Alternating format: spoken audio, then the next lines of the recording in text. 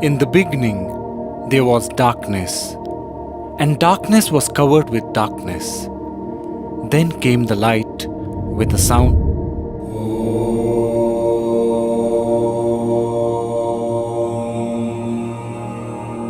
And Om gave rise to words or knowledge which got compiled as the Vedas. In the hierarchy of Vedic knowledge, there are 4 Vedas: Rig Veda, Samaveda, Yajurveda, and Atharva Veda. Then comes 4 Upvedas or Sub-Vedas, 6 Upangas or components, and then 6 sub-components, out of which 1 is Yoga. There are several types of yoga as well, like Jnana Yoga, Bhakti Yoga, Karma Yoga, Hatha Yoga, Raja Yoga, Mantra Yoga, Shiva Yoga, Nada Yoga, Laya Yoga, and many more. Rig Veda is one of the most sacred and the oldest books of human history.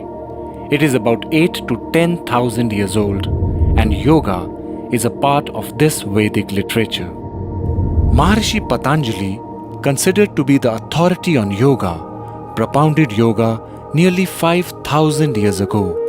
Lord Krishna and many saints of India have also spoken about yoga. In the Middle Ages, the practice of yoga was confined only to the royal and the scholarly class. It was taught to students in gurukuls after passing a rigorous test. In the recent years, by the effort of many spiritual and religious leaders of India, the doors of yoga have been opened to the common man and to each and every human being on this planet. Yoga is the union of body, mind, and spirit. The individual to the universal. Yoga is realizing the connection between the finite and the infinite, the manifest and the unmanifest.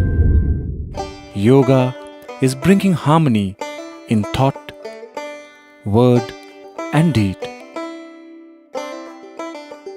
Maharishi Patanjali elucidated 8 limbs of yoga, namely Yama, social ethics; Niyama, personal ethics; Asana, postures; Pranayama, directing the life force; Pratyahara, turning the senses inwards; Dharana, one-pointed focus; Dhyana, meditation; and Samadhi, merging with the self. Somehow, in today's age, yoga has become associated with only physical postures, whereas the central teaching of yoga is maintaining an equanimous state of mind. The Bhagavad Gita says, Yogaha karmasu kaushalam, meaning yoga is skill in action and expression. Yoga is not just exercise, it is how skillfully we communicate and act in any given situation. So here yoga is described more as a mind skill. It means you could be watching a sunset, doing your job in office, or cooking at home. If you're doing it out of joy and love, you are a yogi, a karma yogi. The same action devoid of any love or care is not yoga. Krishna says in the Bhagavad Gita, Samatvam yoga uchyate. Equanimity in the mind is a sign of yoga. The ability to remain centered in adverse situations is yoga. Whatever brings us back to our nature, which is harmony and joy, is yoga. While postures make the body healthy, pranayama and meditation take the mind deep within. Uniting diverse aspects of life, of existence, is yoga. See, every baby is a yogi. The postures definitely the baby does, but its attitude, the way it breathes, the perceptual ability, the sharpness, all these qualities of a yogi, a baby exhibits. Wonderment is a preface to yoga. Vismayo Yoga Bhumikaha. The wow we experience many a times in life is a prelude to yoga.